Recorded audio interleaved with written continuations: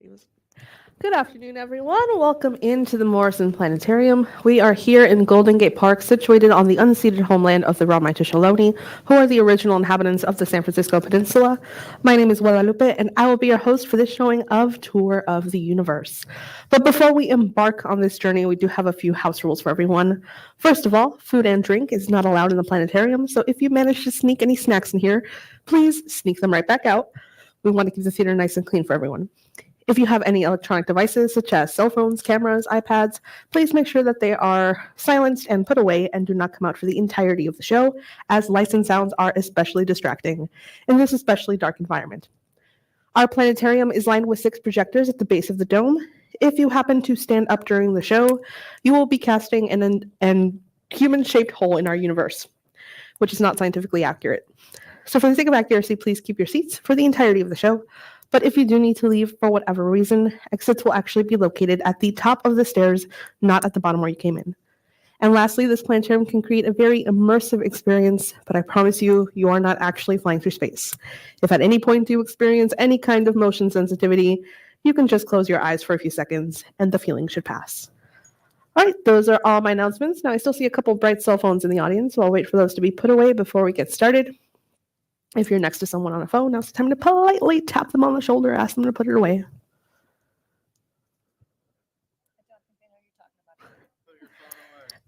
Put your phone away. All right, thank you so much, everyone. So now you can feel free to sit back, relax, and enjoy your tour of the universe.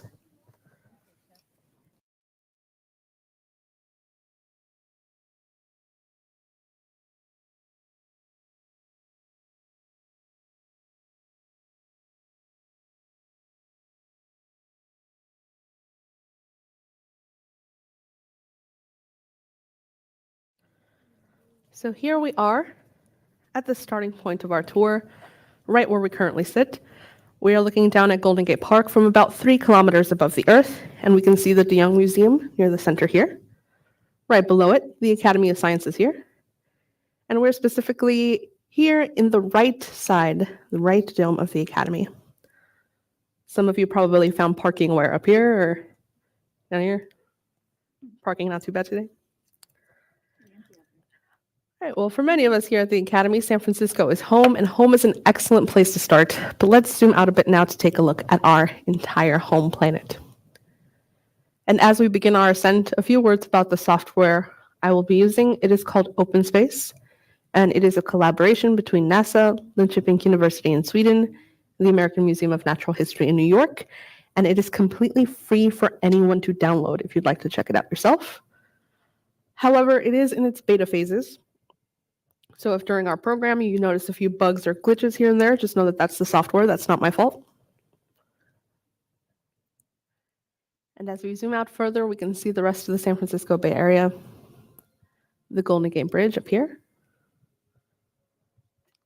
the Bay Bridge over here, my hometown of Oakland, California here. Go A's, for now. And as we zoom out further, we can see the rest of California and North America to the right, and the Pacific Ocean to the left.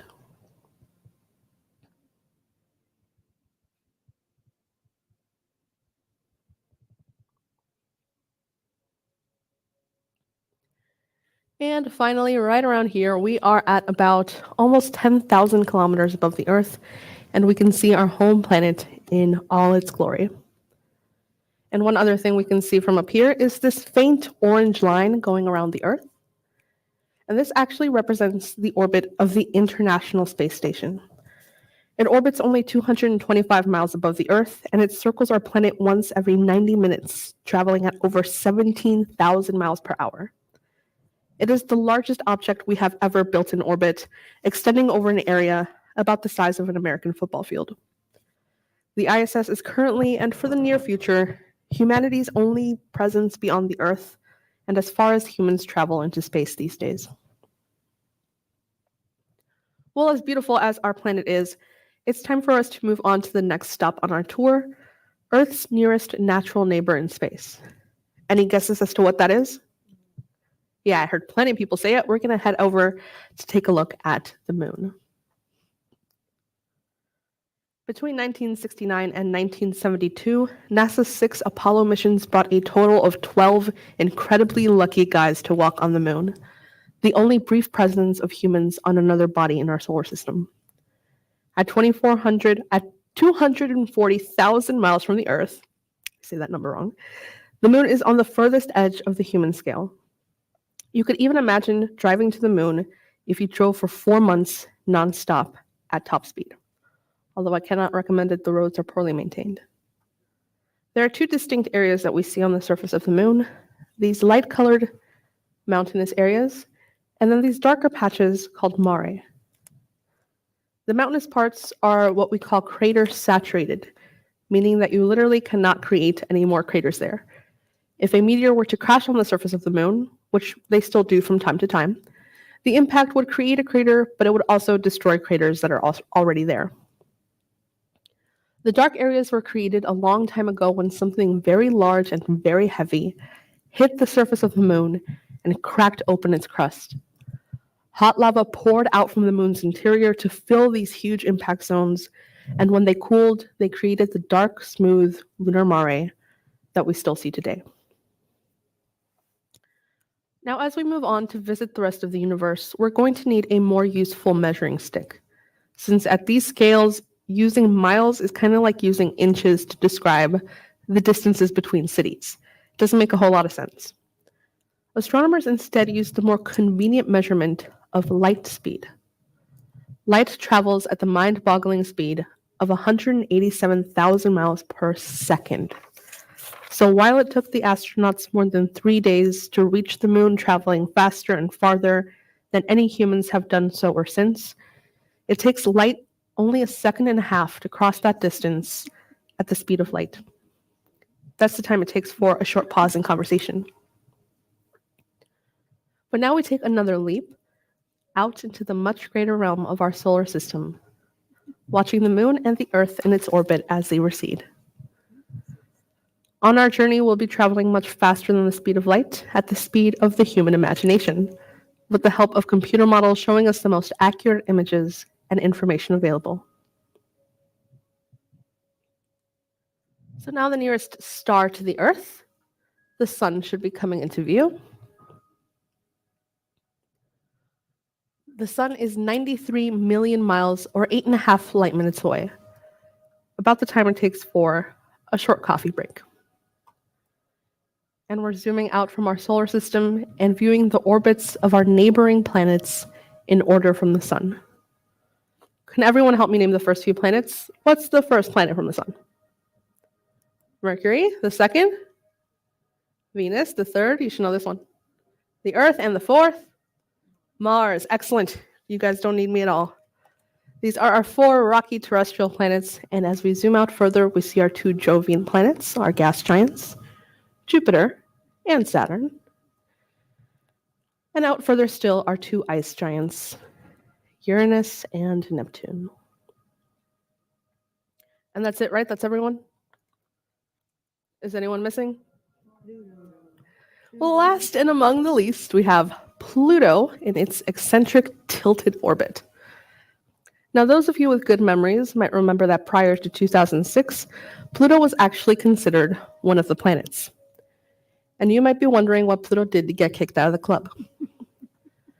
Well, in the years following Pluto's discovery in 1930, almost 100 years ago now, astronomers have learned a lot more about what kind of objects exist in this outer region of the solar system known as the Kuiper Belt. As it turns out, there's a lot out there. Are we ready to see what the Kuiper Belt looks like? Yeah, it's a lot of stuff. Thousands of other objects, some even very similar in size to Pluto, have been found out here. So either we need to call all these other guys planets and memorize all of them in elementary school, or we need to kind of take a step back and re-examine our understanding of what a planet is and change the definition. And that's exactly what astronomers did in 2006 when they reclassified Pluto as a dwarf planet. It was clear that Pluto kind of fit into the category of these other objects more than the main planets in the solar system. Now keep in mind that this is just a change in classification, and it does not make Pluto any less of a beautiful and fascinating world.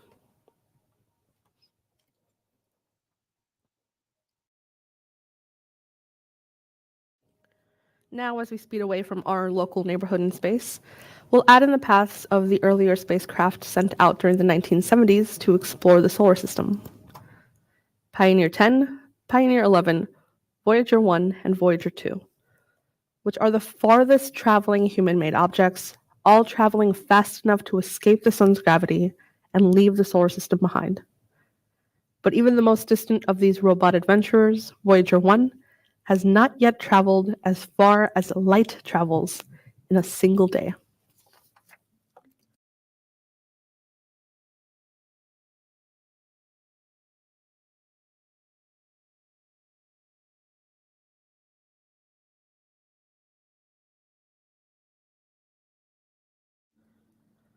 We have now left our solar system and planetary scales far behind, and we are now in interstellar space, the space between the stars.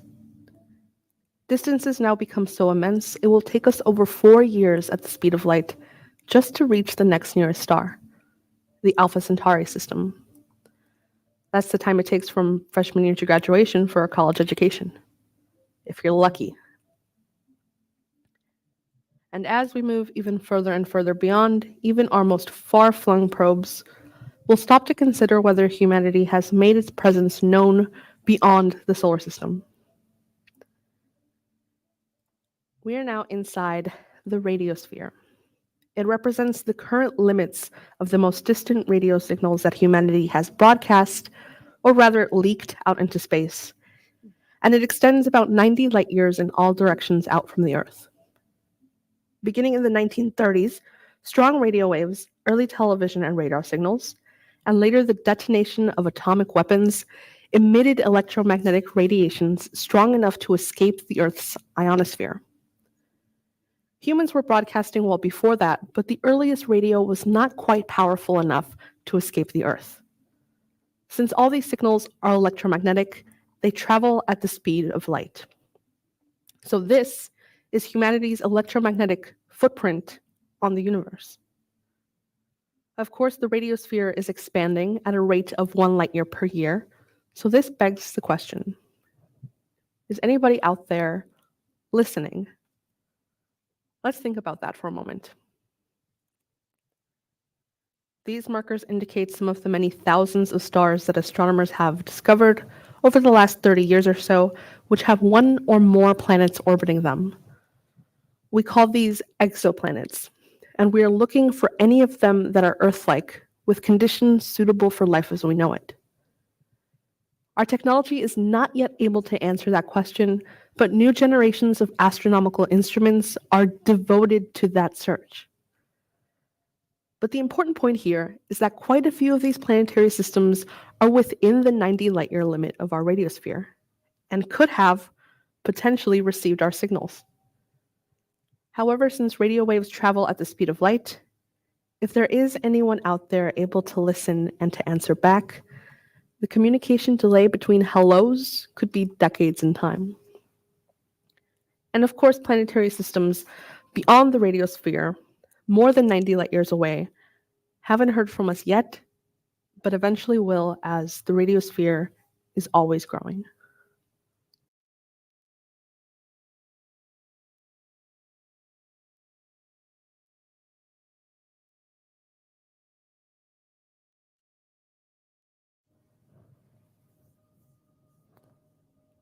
As we pull back further, we will begin to see the Milky Way and its structure.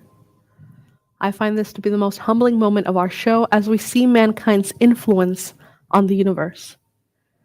As huge as our radiosphere is, our radio imprint on the universe is tiny in comparison to the size of our galaxy. Now leaving the Milky Way and looking back at our spiral galaxy, we see that it is about 130,000 light years in diameter, a distance in time and space equal to the length of the history of the human species. The Milky Way is so huge, we estimate that there are at least 300 billion stars in the galaxy. If our recent discovery of so many exoplanets just within our small neighborhood, within this vast star city is any indication, there could be billions of planets and potentially millions of Earth-like planets throughout our single galaxy.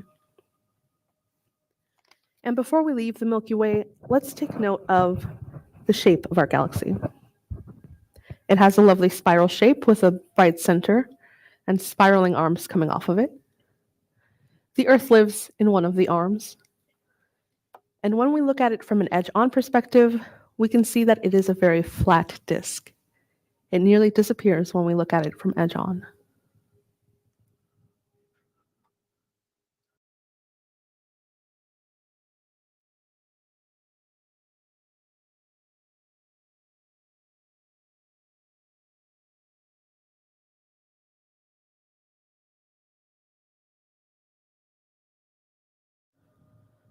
The Milky Way is only one of many hundreds of billions of galaxies that comprise the known universe. In this giant leap, we now see a view where each point of light represents not a star, but rather the location of an individual galaxy, each containing hundreds of billions, perhaps even trillions of stars.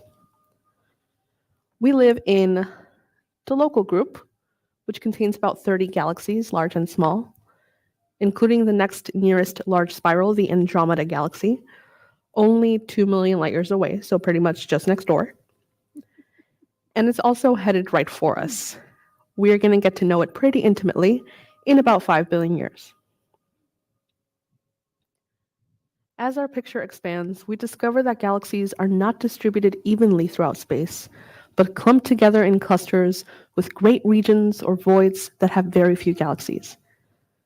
This picture represents the 30,000 closest galaxies to us in a space over 300 million light years across. The astronomer Brent Tully compiled this representation from the work of dozens of astronomers working over decades of time and color-coded the densest regions of galaxy clusters in red. And now from here, we can go out further to see the data from automated systems that are mapping even more distant galaxies.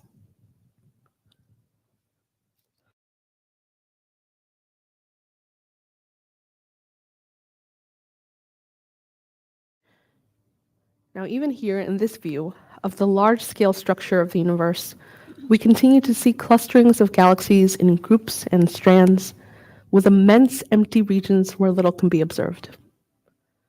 And by the way, the universe is not shaped like a bow tie. Remember when I asked you to take note of the shape of our galaxy?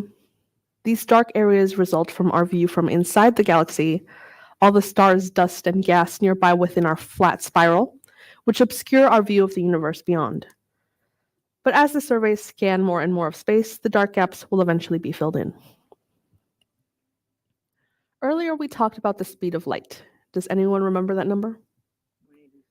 Wow, that's impressive. Yeah, somebody actually said it. 187,000 miles per second, the speed limit of the universe.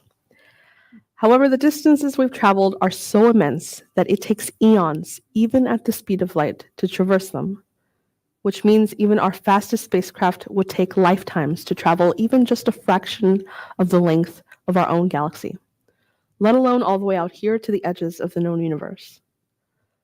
But there is a benefit to this universal speed limit. Since light takes time to reach us, that means that the further away something is from us in space, the farther back we see it in time. So when we look out into the depths of space, we are seeing a younger version of the universe we live in. And we can use this to learn about how the universe has aged, how it's changed over time. To see an example of this, as we move still further out, we will begin to see these bright red dots on the outside of our little universe butterfly here.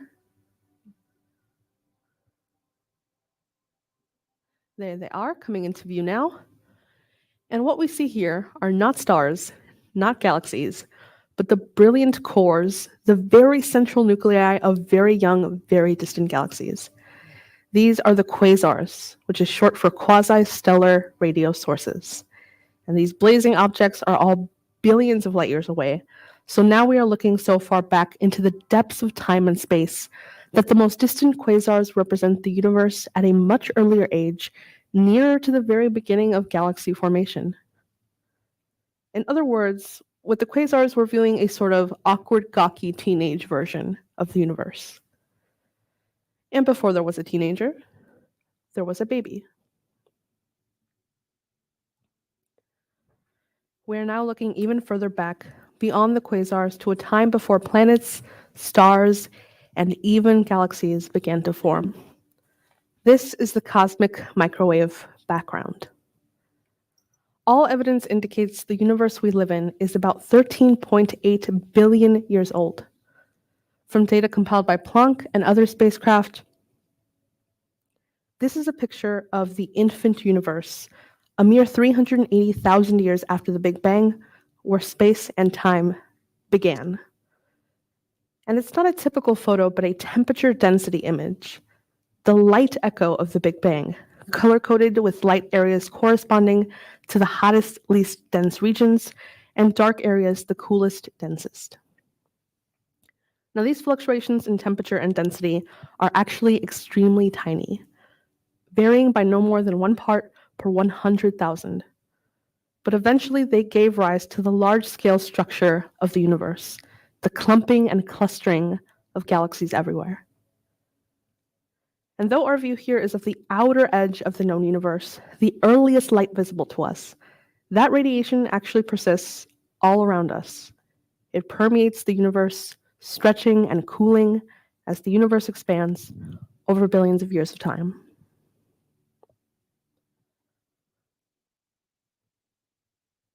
So now that we've traveled as far back as the laws of physics will allow, there's really only one direction left for us to go, and that is back home. So now I ask that you prepare yourself, for this could possibly be the worst free-falling dream ever. We're diving back in towards our planet, crossing an expanse of over 13 billion light years. We've presented you with this view of our universe and the latest in cosmological and astronomical information, covering eons and observing objects billions of light years apart. We live in a golden age of astronomy. New generations of telescopes and spacecraft are extending the reaches of our eyes, preparing for the eventual race between the advancement of technology and the accelerating expansion of the universe. Whew. And with that thought, I want to remind you all that astronomy is for everyone. You don't need to be a rocket scientist to enjoy the beauty and wonder of our universe. All you need is a night sky, and if you can, get away from the lights of the cities and look up. Even a good pair of binoculars makes for a decent first telescope. Astronomy clubs around the world invite people to look through their telescopes and peer into the great beyond, allowing you to partake in the wonders that our universe has to offer. Astronomy as a hobby can offer an endless supply of satisfaction. I do hope you will join us who dream among the stars. And as we arrive back at our home planet and at the end of our show, I want to thank everyone for joining us here today at the Morrison Planetarium. Please remain seated until the lights come back up. And before you leave, make sure to check your surroundings for personal items and sleeping friends so that nothing and no one is left behind. Exits will be at the top of the stairs, but if the stairs pose a challenge to you, please just remain seated, and a staff member can assist you to a lower exit. If you have any questions or comments, feel free to stop by the pilot's booth to talk. Once again, my name is Guadalupe. Thank you, and enjoy the rest of your visit at the California Academy of Sciences.